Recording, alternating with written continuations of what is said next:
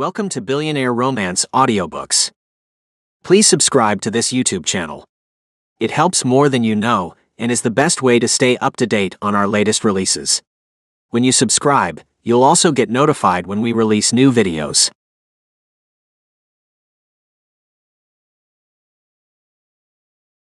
Fiona's Catch. A Cowboy Romance. Irresistible Brothers Series Extra Short Story. By Michelle Love and Scarlett King.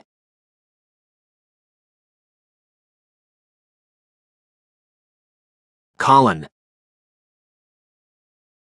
Going to college at Texas Tech in Lubbock, Texas, was the best thing to ever happen for Hilda and me. With no one around who knew us, we could go out on occasion. Sure, it had to be really late and not many people could be around, but we could go out together, instead of staying in all the time. I'd gotten her a small one-bedroom apartment in town. I lived in a frat house near campus. Alpha Phi Alpha was my home away from home. I didn't stay there much though, as I preferred to spend my nights with Hilda. She'd told her family that she worked at the college cafeteria as a cook. I wouldn't let her work though. Her only job was taking care of me. And she did it so well too. I'd left her that morning to come to my physics class. The start of a new school year had the campus chaotic, with new first-year students running around everywhere. I'd been there 2 years already. I knew where everything was and didn't ever have to rush.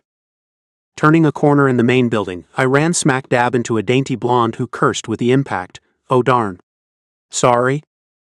She moved to the right to get out of my way, but so did I. "Sorry." We both dodged to the left. "Oh my goodness." Reaching out, I took her by the shoulders to stop us both. "How about I go right and you go left?" She nodded. "Sounds like a plan to me." Then she bit her lower lip. "You don't happen to know where English 101 is, do you?" "I can tell you this much, you're going in the opposite direction." I turned her around. "Come with me. I'll get you there." "That would be a great relief if you did." She clutched her book bag as if it were a lifeline. "I'm so lost here. My parents dropped me off yesterday, and I've felt like crying ever since then." "Oh, there's no reason to cry." I patted her on the back as we headed to our classes that happened to be right next to each other. "This campus isn't all that hard to get to know. I can show you around after class. I'm Colin, by the way." "My name's Fiona." She looked at me with wide sky blue eyes. "Witherspoon." "Of the Cape Cod Witherspoons?" I had to ask, as the family was famous for being presidents of many banks in the northern states. "Well, my father isn't into banking. He's into textiles. But we are a part of that family, yes." She looked down as if shy all of a sudden.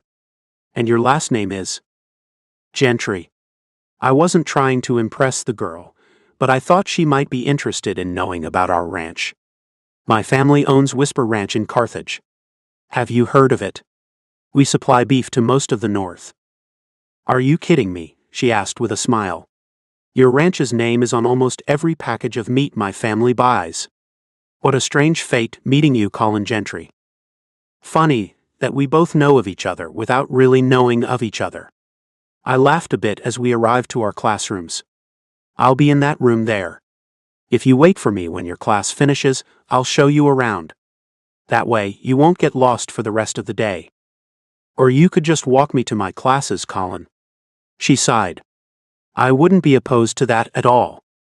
I feel so alone here." It was the right thing to do for a girl in her position. "I think I can manage that, Fiona." We stopped at the door she needed to go through. "See you after class then." All smiles, I couldn't help but notice how pretty she was. "Thanks, Colin. I really do appreciate your help." "I'm sure you do." As she walked into the room, I watched her stance. Fiona stood up straight, her head high, her steps precise. She was the kind of woman a man of my stature would be expected to be with, even marry someday. I walked away, thinking about that fact. I could never marry Hilda Stevens. Why not set my sights on a woman who would make a good wife for a man like myself? Hilda didn't need to know what I did at college. Surely she understood that one day I would be expected to marry a woman in my class. At least I hoped that she'd understand that. I did keep Hilda in a nice place, and that wouldn't stop. I gave her money, I wouldn't stop doing that either. Nothing would be different, except that I would have another woman in my life. Surely, Hilda knew that would happen someday. All throughout the class, I thought about Fiona. Her blonde hair, so shiny and soft-looking, made her look like an angel. Those sky-blue eyes were so pretty too. Her small frame, so petite and shapely, was another plus. The young woman had it all in spades. I'd be a fool to miss out on my chance to get to know the woman who didn't know anyone else yet. I held the advantage over every other man at Texas Tech. I'd be a damn fool to waste that chance. So when class finished, I waited next to the door of her classroom until she came out. The smile on her face told me she was happy to see me standing there. Oh good. I was hoping you meant it when you said you'd walk me to my classes today. And take you to lunch too, if that's okay with you, Fiona. I thought I shouldn't let her get off on her own without me, or another man might swoop in and snatch up my little flower. Lunch too. Her chest heaved as she took a deep breath. I think I've found my first friend here in Texas. Taking her hand, I looped it in my arm, then took her book bag. I think you have too.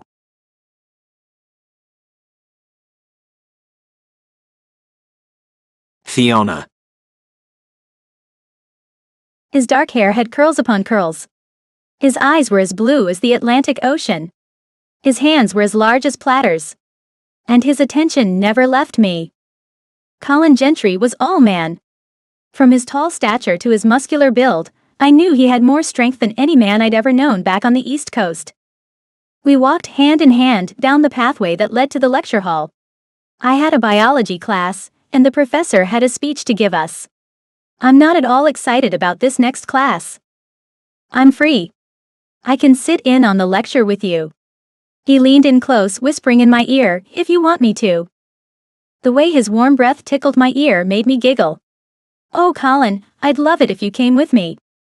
Then I'll stay. He squeezed my hand, then let it go to drape his arm around my shoulders.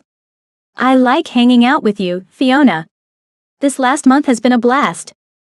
We'd done a lot in the last month. Our dates had consisted of roller skating, eating at expensive restaurants, and going to movies. Those were my favorites.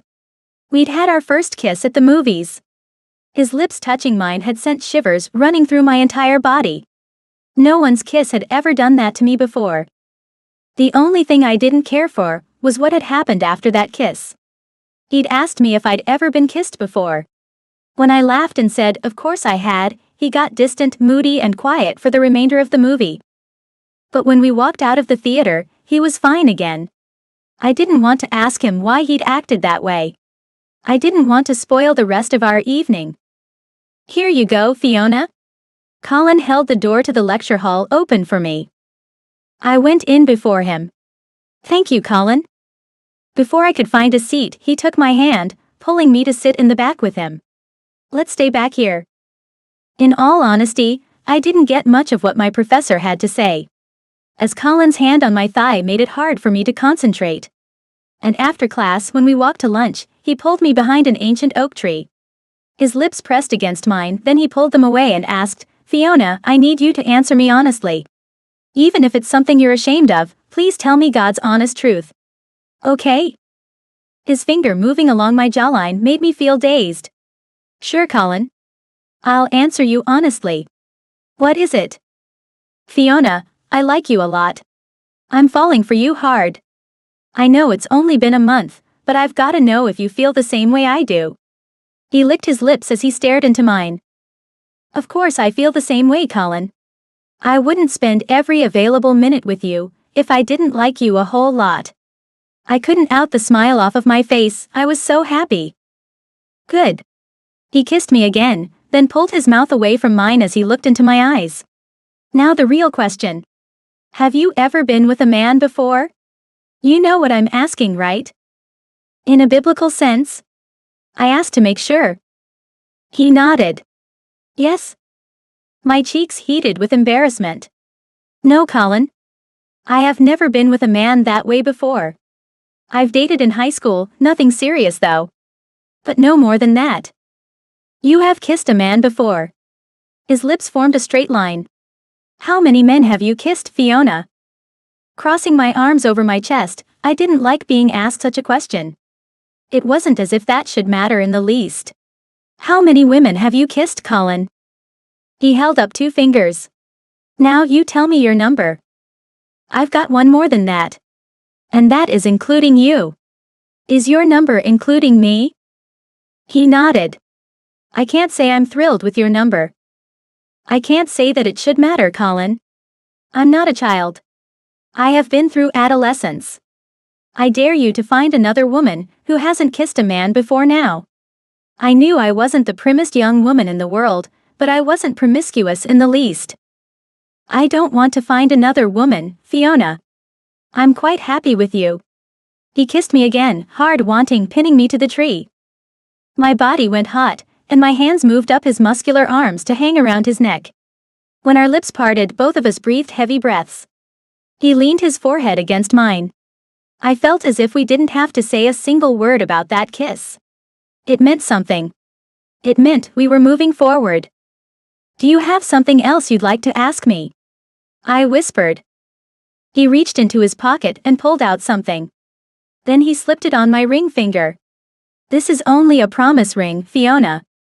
I want you to be my girl. His girl. I accept. I pulled him back towards me, kissing him with a bit more passion than we'd ever had before. When our kiss ended, he asked, "Will you come home with me to the ranch for the Thanksgiving holiday?" Only if you'll come home with me for the Christmas holiday. I couldn't wait to introduce my family to my cowboy. It's a deal. He wrapped one arm around me, leading me away.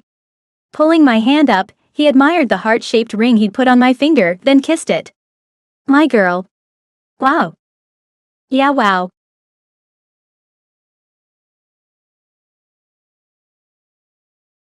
Colin. Because I'd rather you stay here for Thanksgiving, Hilda. I didn't know how to tell her about how I was taking Fiona home with me the next day. I'll only be gone for 4 days. I'll have to be back on Sunday for Monday's classes. And I have to sit here alone? Hilda asked with sad eyes. Why can't I take a bus back to Carthage to spend the holiday with my family? Because I would have Fiona in our hometown, and she couldn't see that. Look, I'm going to leave you with lots of money. You can eat at that cafe you like so much. I saw a sign on the door that said it would be open on Thanksgiving. I'll be back before you know it. Hilda sat on the sofa, looking at me with narrowed eyes. Colin, are you being honest with me about everything? Why would you even ask that? I felt anger rising up in me. You haven't been staying the nights with me much since the new school year. My classes are a lot tougher this year. I expect the same next year too. And my frat brothers keep coming up with one idea after another that requires my presence in our frat house. I had to come up with something that sounded valid. Looking away, Hilda sighed. I feel a shift in our relationship. Because there was one, but I wasn't about to end it. I sat down next to her, putting my arm around her shoulders. Look, college isn't easy, baby. I'm sorry about that. But it's times like these that build relationships, make them stronger. Or it can break them entirely. Now that's up to you. I'm in it for the long haul. Do you want out? No. She took my face into her hands. Colin, I love you. You know that. I don't want anyone else. Gulping, I didn't know what to say. I did want someone else now. But I wanted Hilda too. The two women were so different. With Hilda, we had no preconceived notions about what we wanted. We wanted each other, and we wanted it all. How can I stop sleeping with Hilda? The answer was that I couldn't. I don't like the way I've been feeling lately, Colin. Her hand moved up my arm. It's almost like I'm losing you. I can feel it. I can't explain it, but in my head, you're moving on, leaving me behind. I'd had no idea she could feel that. And it made me feel terrible. Kissing her, I held her tightly. Quite some time had gone by without us being together intimately. Maybe she just needed that to feel better about us. Laying her on the bed, her dark hair splayed out on the pillow, I wished she could have been the one for me. I wished like crazy that she had come from a different background. Not only was her father a drunk with no job, but he was also married to a woman he should have never married. It wasn't fair to their children to be what they were, mixed. Although it wasn't Hilda's fault, it didn't matter to society. She wasn't like me. And no one would ever allow us to be together. Her father's family had shunned him for who he'd married. Mine would too, if I did so much as publicly date Hilda. But what one does in private, as long as he keeps it private, is no one's concern. My fraternity brothers taught me that much. You can have whoever you want, just keep it a secret. The smartest thing to do was to keep the right kind of woman at your side in public. Most importantly, never let the two meet. That was the second cardinal rule. Hilda gave me that look that drove me wild. Honey, you know you do it for me, right? With a nod, she wiggled her finger at me. And you do it for me too. So come on and do it to me. I couldn't imagine Fiona ever saying anything like that to me. She was a lady, through and through. And I needed her to be that for me. But Hilda could be my little, hidden love. No one would ever have to know. Hilda could never be the woman who ran my home. She could never be the woman who had my children. She couldn't be the woman standing by my side in front of an altar, where a preacher would join us in holy matrimony. That place was reserved for someone else. What Hilda could be was my bed buddy, my intimate partner, and we did have love between us too, which made it much sweeter. All I had to do was keep them away from each other. A secret from each other. It could be done. My frat brothers had shown me that. I could pull it all off. But Hilda had to do as I said at all times for me to make that happen. Her soft words echoed in my head. I will never stop loving you, Colin Gentry. I'm as much a part of you as you are a part of me. We're joined together in a way that no one can break apart. That's right, baby. No one can take away what we have. At least no one could if I played my cards right.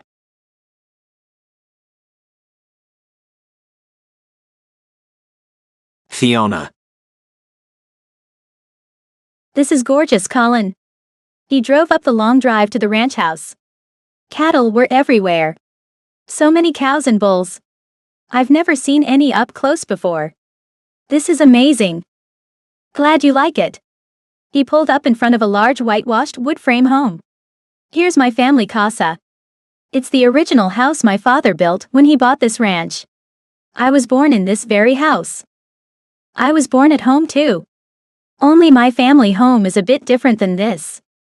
Brick and mortar made up our home. I can't wait to meet your parents, Colin. They're eager to meet you too, Fiona. He got out and came around to open the passenger side door for me. A true gentleman, I said as he took my hand, helping me out. I aim to please. He held my hand as he led me to the front door. His mother met us at the door. Oh my goodness. You are a living doll. She held her arms out to me and I moved in for a hug, which I returned. Fiona, it's so nice to meet you. Colin has told us all about you. All good things, I hope, I teased as she let me out of her hold. A man loomed in the back of the living area, his hands in his pockets. I nodded as I saw his and Colin's resemblance. Colin took my hand, leading me towards his father. Fiona, this is my father. Mr. Gentry, it's a pleasure to meet you. I extended my hand, which he caught, pulled to his lips and kissed. The pleasure is all mine, Fiona. What a pretty little thing you are. He let my hand go as I blushed with the compliment. Thank you, sir.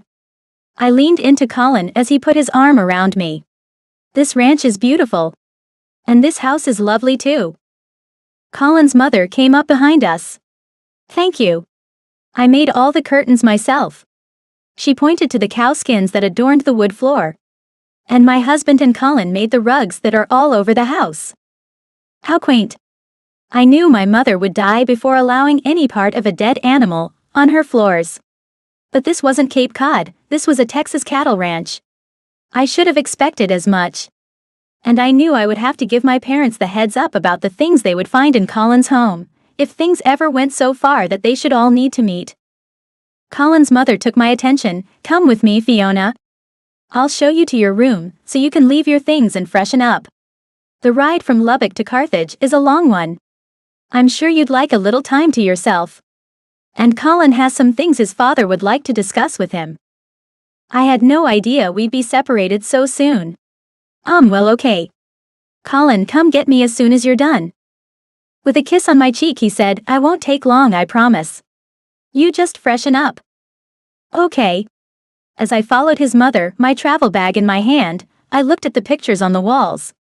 Is that one Colin when he was a baby? Mrs. Gentry stopped and looked in the direction I pointed. Yes, that's him when he was 6 months. Wasn't he a little cutie? He was. His dark hair and blue eyes could be made out even in the black and white photo. And Colin is your only child? He is. She looked at me. Didn't he tell you that? Well, he didn't exactly say that. He's not a man of many words. I'd loved spending time with Colin, but the fact was that he spoke so little about himself that I really had no idea about his family. Is your extended family large? No. She started walking again. Is yours? No. I'd hoped to get in with a man with a large family. Coming from such a small one was a thing I felt needed changing. I'm an only child. My father has 2 brothers who have nothing to do with us. They're the rich bankers, and my father is a lowly textile salesman. Not that he's lowly at all, but I suppose when compared with my super-rich uncles he is. We don't care about such things around here. His mother opened the door to a small room with a twin bed inside. The green quilt on the bed was something she pointed at proudly. I made that too. It's very pretty. I didn't much care for it, but would never say a thing like that to her. In my opinion, the whole place needed to be redecorated. The homey look wasn't a thing I desired. But it wasn't my home, so I tried to stop thinking about it. I'll leave you alone now. Colin will come for you soon. Mrs. Gentry started to close the door. I'm making turnip greens, hog jowls, and cornbread for supper. If you'd like to learn how to cook any of those things, you're more than welcome to join me in the kitchen later on. Oh, thank you. I will. I had no idea what any of those were. Are those things Colin likes to eat? She nodded. He loves my cooking. If you and he are going to get married someday, then you should learn how to cook what he likes. Oh, he hasn't mentioned anything about marriage. I don't want to jump the gun. It wasn't ladylike to think a man was thinking about marriage if he hadn't said a word about it. He brought you home. Her hand went to her hip. He's never brought anyone else home. I think it's safe to say that he's looking at you as a wife, Fiona. He is.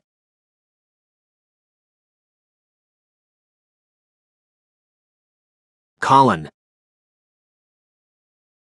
I showed my father the engagement ring I'd bought Fiona as we stood in the barn. I hope she says yes. Well, she came home with you, son. I think she knows where this is headed. He pointed up at the roof of the barn that needed replacing. While you're home, I'd like you to go to town and get some of those boys you used to get to work out here. We need this fixed. The guys I usually got were Hilda's brothers. Well, okay. I knew I would need to hide Fiona from them, or they might tell their sister. Not that they knew anything about Hilda and me, but just gossiping might get me busted. I would have to figure out how to handle Hilda when the time came for that. For now, I had something to take care of. I'll go inside and tell Fiona that I need to run to town to get the workers, then I'll be right back. I wanted to pop the question before I went. Care to come inside so I can ask her the big question? My father nodded, then we went inside. I found Fiona helping my mother in the kitchen. Wow, you look great in an apron. Fiona turned to face me, a bunch of greens in her hand. Well, thank you. Your mother made this. It's pretty, isn't it? Not as pretty as you. I took the greens out of her hand, then got down on one knee. Fiona, I've never met another woman like you. I'm not smooth with my words the way some men are. So I'll just say what's on my mind. Will you marry me? I pulled out the ring. I got you a ring too. She held out her left hand, wiggling her ring finger, the one that had my promise ring on it. Sliding that one off, I put the engagement ring on as Fiona whispered, I will marry you, Colin Gentry." I'd never felt more relieved in my life. Standing up, I grabbed her, lifting her feet off the floor, then kissed her right on the mouth. I didn't care that my parents were watching. Later, I went to get the boys to work on the ranch. As I drove up to the house, I was shocked when Fiona ran out to meet me. Hilda's brothers stayed in the back of the truck as she waved at me. "Colin, my parents are going to come over for Thanksgiving. When I told them of our good news, they said they'd love to meet your family. They want us to get married in Cape Cod over the Christmas holidays. Isn't that great? They said they'll set up the whole wedding there. You and your family don't need to do a thing except show up." "That's wonderful." I looked at the boys in the back of the truck and knew I had to make an introduction. "This is Miss Witherspoon, my fiancée." The boys waved, then hopped out of the back of the truck to get to work. I couldn't help but feel like things were about to take a bad turn. I had no idea how right I was, though. Getting back to Lubbock after the holiday and making a visit to Hilda had me knowing she'd talked to her family. Met with a slap to my face, I instinctively said, "I'm sorry." "How could you, Colin?" Hilda walked away from the door to drop onto the couch. "I asked you for the truth, and you stood right here and lied to my face." Walking inside, I closed the door behind me. "Look, nothing has to change with us." I sat down next to her, stroking her long, dark hair. "You must have known that I would have to get married someday." She shook her head. "No, I didn't know that." Breaking down, she buried her face in my chest. "I love you, and you love me. What else matters?" She knew there were lots of other things that mattered. "I am truly sorry for how life is, Hilda. All I can offer you is my secret love. If you no longer want it, then I understand." Pulling her head up, the tears streaming down her face, she asked, "Do you still love me?" I took her beautiful face in my hands. "Hilda, I love you. I always will. My marriage doesn't mean I'll love you any less. She will have your children." I nodded. "She will." "You wouldn't let me have them," she whimpered. "You took away the one we would have had together. You made me get that operation so I could never have children. And now you will have them, only you'll have them with her." I nodded again. "She's going to be my wife, Hilda. That's expected. You will be my mistress. But as always, we'll have to keep that a secret." She got up, dropped to her knees in front of me, and sobbed, "Please don't do this to me, Colin. I can't stand the thought of you with anyone else. Why can't it be the way it has always been? Why can't you and I just keep doing things the way we always have?" She had to know that we couldn't keep living this way forever. I'm a man, Hilda. A man with a family who expects me to keep our family going. That means getting married to a woman who is suitable for me. Something I'm not. She fell back on the floor. I'm not suitable for you. I'm not suitable for any man. That's not true. I'm sure you're suitable for others like you. I felt terrible for her. She blinked as she sucked in air. Colin, I am not considered suitable for white men nor Mexican men. I am a mixed breed, unsuitable for anyone. Even marrying another mixed breed is deemed taboo. What is to become of me? I will always take care of you, Hilda. I meant that. As long as I'm alive and even after I die, I will always take care of you. Never doubt that. Not ever. Her eyes were glued to the floor. Your wife won't like that. What my wife doesn't know won't hurt her. I just have to keep the two apart, is all. To be continued.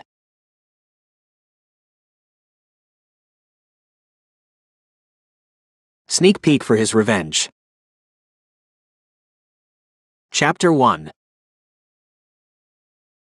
Jasper. Carthage, Texas, Panola County. January 1st. In the matter of 1 week, our lives changed drastically. My older brother Tyrell sat between me and my younger brother Cash. A limo had picked us up at the small airport in Carthage, Texas. We'd come in on a private jet. I'd never felt so cool in my life. We'd never met our grandfather who'd passed away a little before Christmas last year. We'd never met any of our extended family though, so it wasn't that strange, for our family anyway. We'd grown up in a suburb of Dallas, Texas, called Seagoville. The town we drove through wasn't a thing like what we'd come from. The population sign at the Panola County line said there were only a little over 6,000 people who called the place home. It wasn't the smallest town in the world, but it sure was close. Our grandfather's attorney, Alan Samuels, sat across from us. Taking a piece of paper out of a folder he had on the seat next to him, he finally started telling us why the hell we were summoned to Carthage in the first place. The whole of the estate, that includes Whisper Ranch, the 30,000 square foot home that's on the ranch, and of course, all of the vehicles, including the Cessna Citation II you came in on, belong to you three men now. He tapped lightly on the window that separated us from the driver, and the chauffeur rolled it down. Davenport, we need to make a stop at Mr. Gentry's bank, please. Sure thing, the driver said, then the window up slowly rolled back up. The lawyer gave my older brother his attention. Tyrell, what have you been told about your paternal grandparents? Not much, Tyrell said. My mother's famous quote when any of us asked about our grandparents was that if one couldn't say anything nice about a person, they shouldn't say anything at all. We'd assumed our grandparents weren't very good people. I added my 2 cents. Yeah, Mom and Dad didn't even like to be asked about them. So we stopped asking early on. Just asking them who our grandparents were put them in terrible moods. I see. The man's brown eyes seemed a little on the sad side to me. Here we are. Looking around, I noticed we'd pulled into the parking lot of a bank. I'm going to have you all added to the ranch's bank accounts. And then we'll transfer the remainder of your grandfather's money into personal accounts for each of you, if that's okay with you. You certainly can open accounts elsewhere if you'd like to. Your grandparents used this bank exclusively for years. I can assure you that the president appreciates Whisper Ranch's business and does everything they can to keep their customers happy. Since neither Cash nor I spoke up, Tyrell looked at us, then shrugged. This bank seems as good as any. What do you guys think? Cash pushed his hand through his thick dark hair. Sounds fine to me. It'll be my first bank account anyway. I just shrugged. It wasn't like I had anything better to do. Sounds okay to me too. All I've got in my bank is about $20. Hell, I might not even have that. I bought a bottle of Jack before getting on the plane. That might have overdrawn my account. I'd never been real good at keeping track of my monetary gains. None of us were that experienced with money, as we were pretty young. Tyrell was 27, I'd just turned 25, and Cash was only 22. And none of us ever had great jobs either. Money and the Gentrys didn't exactly go hand in hand. Tyrell let the man know what we wanted to do. This bank will do for us just fine, Alan. We got out of the car, and I saw the driver standing there. Tyrell greeted him. Thanks. He said your name is Davenport, right? The old guy nodded. Yep. I also drive various tractors and trucks at the ranch. If you need a ride, you call me and I'll get you there. Tyrell, being who he was, didn't much cotton to formalities. If you don't mind me asking, what's your first name? Buddy, the man told him. Your grandfather liked to put on airs. We're not like that at all. Tyrell shook his head. Mind if we call you Buddy instead? Not at all. The old man smiled. It would be nice, actually. I figured we ought to introduce ourselves to the man who'd occasionally be driving us around. Nice to meet you, Buddy. I'm Jasper, this is Tyrell, and the little feller there is Cash, the baby brother of the Gentry family. I love teasing my baby brother, it pissed him off. Jasper, you're the littlest out of all of us, you jerk. I flexed my bicep and shoved my hand through my hair in the most attractive of fashions. By a smidgen of an inch, Cash. You're shorter. Also by a smidgen of an inch. Cash wasn't waiting around for us, he walked up to the door of the bank. This bank is pretty fancy. It's the best one in this little town. The lawyer got in front of Cash to open the door. Here we go. Mr. Johnson is the bank president. He'll be handling this for us. The president will handle all of this? Tyrell asked like he thought that was kind of weird. How much money are we talking about, Alan? The lawyer gave my brother a look that said he couldn't believe he'd asked such a dumb question. Are you telling me that even with the jet, the mansion, and the ranch, that you still don't understand how much money your grandfather was worth? Not a clue. I finally made it into the bank lobby and looked around the big space, kitted out with all sort of leather seating and cowhide rugs on the marble floor. Whoa. Posh? Tyrell looked up at the giant chandelier. I haven't seen many banks with a thing like that hanging above people's heads before. This bank deals with a lot of exclusive businesses here in Carthage. Everyone inside had turned to look at us, as the lawyer escorted us to the very back of the building. They can afford certain luxuries that other banks cannot.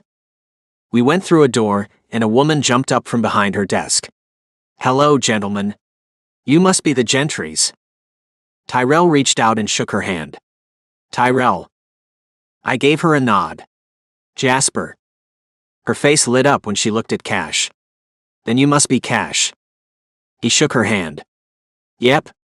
With a smile, Cash asked, and you are? Sandra, the bank president's personal assistant. She turned to lead us through the door behind her. And if you gentlemen will please follow me, I'll let Mr. Johnson get things started. As she opened the door, she looked Tyrell up and down and smiled. Judging by your blue jeans and t-shirts, I'm going to guess that you all will be greatly surprised by what you're about to inherit. Our dad had shared some things when we got the call about inheriting the ranch he'd grown up on.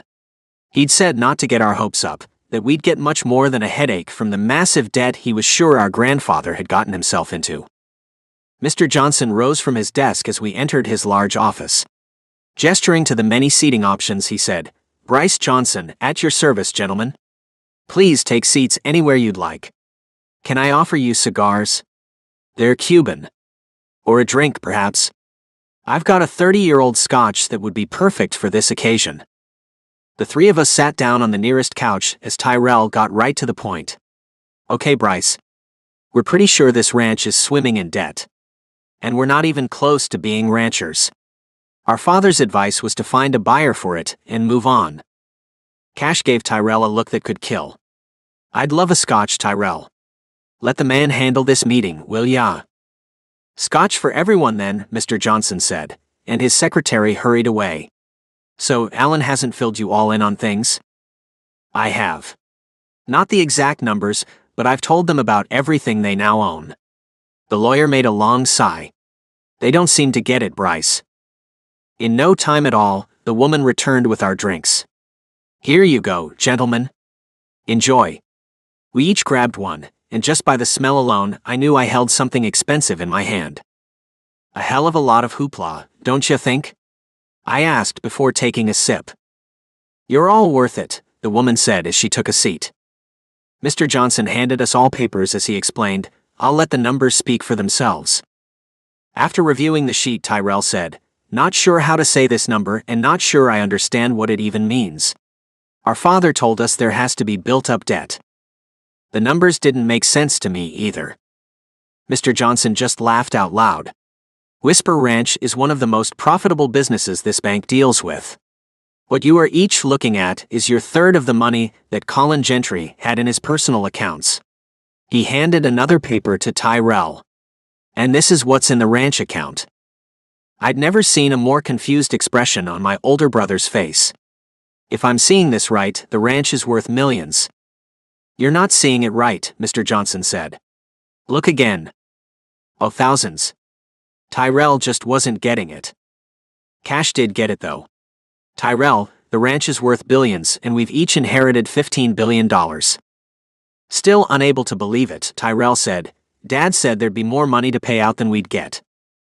Mr. Johnson just shook his head, grinning as he said, Your father was wrong. Your grandfather went on from raising cattle alone to raising racehorses too. You might have heard of some of his famous horses. The General's Son. Old Faithful. Coy's Burden. I still felt more confused than ever. We've never followed horse racing, sir. I guess those are horses on the ranch? They are. Mr. Johnson nodded. And they all are prize-winning stallions. Your grandfather began selling their semen, and he made a killing from it. Those sales, along with the cattle and the racehorses, have made him a pretty penny. Pennies that now belong to you three. Our father isn't mentioned at all in the will. Tyrell asked. The lawyer had compassion in his eyes as he looked at Tyrell. Look, I know it's difficult to understand, but let me show you in writing why that is. He pulled another paper out of a folder and handed it over. See, your father signed this paper, stating that he wanted nothing from Colin or Fiona Gentry from that date forward. He wasn't forced to sign it. Coy did it to prove a point to his parents when they refused to acknowledge his marriage to Lila Stevens. Tyrell seemed incapable of understanding any of this. Wait. What? The bank president Johnson tried to help out. Your grandparents wanted to make the Gentry name something akin to royalty around here. But your father fell in love with a girl from the wrong side of the tracks. A girl whose family lived on welfare. A girl who'd once worked as a maid at the ranch house.